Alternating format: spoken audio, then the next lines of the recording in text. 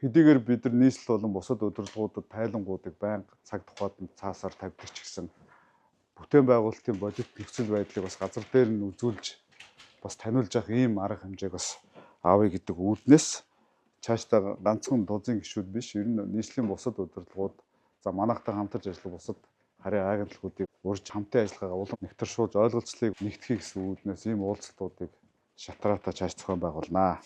За өнөөдрийн уулзалтын үед бид нар 1-2 дугаар багц болон бидний байгаа 1 дугаар багцын 20 блокийн ажлыг гүйцэтгэж байгаа ямар компани бидэртэй бас хамтарч ажиллахаар шалгарсан. За мөн ерөнхий энэ ажил маань ямар одоо үе шаттай хэрэгжиж байгаа.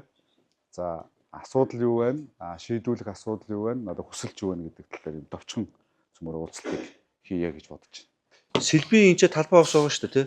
Сэлбийн талбай ус дээр жамсан дараа нэг юм хоёр хүн энэ суугаад ажиллав. Та тэр нийслэл дээр битээ очиж холдоод талбай дээр бай буцаад. Тэгээ ойрын хугацаанд энэ улаан бүсийн энэ юугээ хийцэл пост. Та яг хизээ надаа ийм үгтэй гэж танилцуулах. Жамсан дараа хугацаа галчих. Маргааш гарчихна. Уулзсан юм уу бүгд судалгаа хийгээд?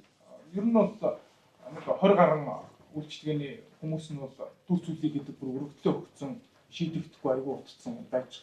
Бусадтай нь уулзаад 7 хоногт авъя за би 7 хоногийн хугацаа нэмээд өгье. Тэгээ та яг одоо улаан бүсдээ тэдэн айлын энэ ийм шийдвэр гаргамаар байна гэд хоёулаа зөвлөдөөд сэлбийн тузаар ор танилцуулах асуудлуудаа танилцуулаад засаг даргаас захимж авах асуудлуудаа ингээд 20 айлыг энтсэн чөлөөлмөр байна. Тэгээд энэ ч нэг хүнээс суулгаад буцаад энэ дээр анхаар та идэхгүй бол одоо жоо холтчоод байна.